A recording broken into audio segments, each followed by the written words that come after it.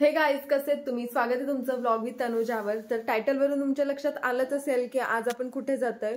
हो, मी जाते ISKCON टेम्पलला, कोंडव्याच्या ISKCON टेम्पलला। तर हा व्लॉग तुम्ही शेवटपर्यंत नक्की बघा, तुम्हाला खूप छान मजा येईल। चलो लेट्स गो।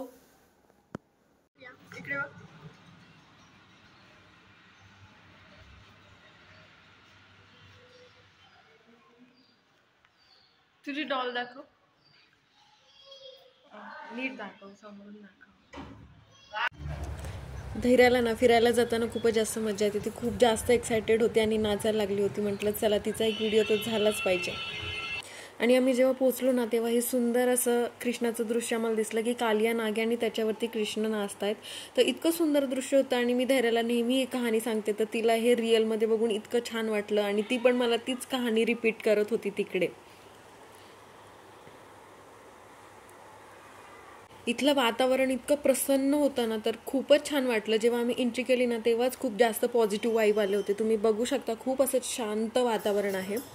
आणि आता ना इथे एक वजन काटा आहे, तिथे लहान बाळांचं वजन केलं जातं आणि त्याच्यानुसार ना भगवद्गीताचं दान केलं जातं, असं होतं इथे। तर ज्यांना कोणाला इच्छा आहे स्वइच्छेने हे करू शकतात। तुम्ही बघू शकता इथे ज्यांना कुणाला करायचं असेल तर ते ह्या ठिकाणी करू शकता।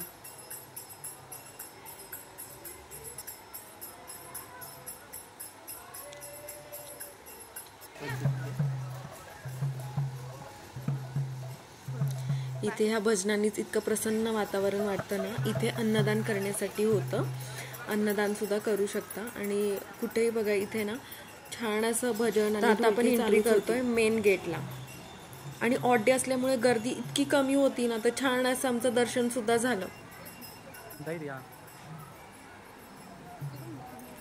तुम्हाला बॅकग्राऊंडला थोडासा आवाज येत असेल की ढोलचा किंवा डमरूचा, काय म्हणतात त्याला। इथे भगवद्गीता सेल करायला ठेवली होती, भगवद्गीता किंवा कुठलीही देवाची पुस्तकं होती आणि एक पुस्तक आम्हाला इथे कॉम्प्लिमेंटरी सुद्धा मिळालं होतं।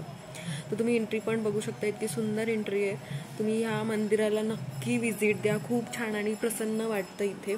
इथे आल्यावर ना असं वाटतं की आपण कृष्णाच्या सानिध्यात आलोय। बघा ही सुंदर मूर्ती किती सुंदर आहे, असं वाटतं मनात साठवून ठेवावं हे दृश्य।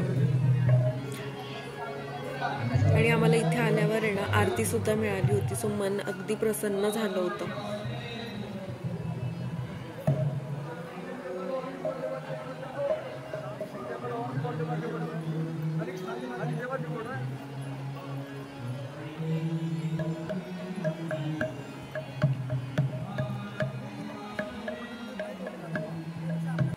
इथे आलोय आणि धैर्य मस्ती करणार नाही असं तर होणारच नाही। ही मुलगी मला एका जागी अक्षरशः बसून सुद्धा देत नव्हती, पण ती देवाशी गप्पा मारत होती। आता ती काय वडवड करते देवासोबत हे तिला माहिती आणि देवालाही माहिती। खूप जास्त मस्ती करत होती, तिला मोकळं ग्राउंड मिळालं होतं। मी तिला सारखी म्हणत होती ये ये, पण ती अजिबात यायला तयार नव्हती। मी सुद्धा थोडा वेळ बसले होते, मी आणि धीरज। इथं असं छान मस्त भजन चालू होतं, खूप छान प्रसन्न वाटतं। तुम्ही नक्की या टेम्पलला व्हिजिट करा। हे कोंडव्याला आहे, हवं तर मी तुम्हाला आहे ना डिस्क्रिप्शनमध्ये ह्याचं ॲड्रेससुद्धा देईल की कुठे आहे। इथं असं गोल घुमट होतं आणि त्याच्यावर सुद्धा कोरीव काम केलं होतं श्रीकृष्ण आणि राधाचं। ह्या मंदिरात तुम्हाला असे छान एन्जॉय करताना लोक दिसतील। आणि हे आम्ही एक्सपिरियन्स केलं होतं राधा गोपीनाथ मंदिरला, जयपूरला सुद्धा।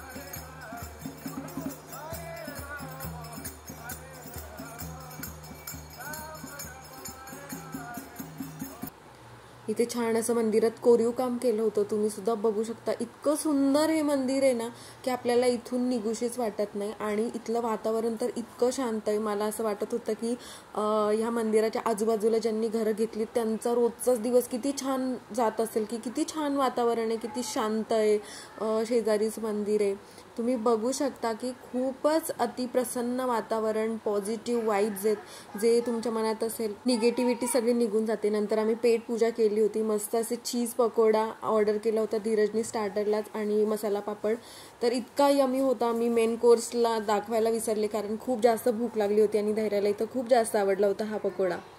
चला तर हा व्लॉग इथेच एंड करते। तुम्हाला कसा वाटला हा व्लॉग नक्की कमेंटमध्ये सांगा। प्लीज सबस्क्राईब करा, फॉलो करा। Thank you for watching. थँक्यू।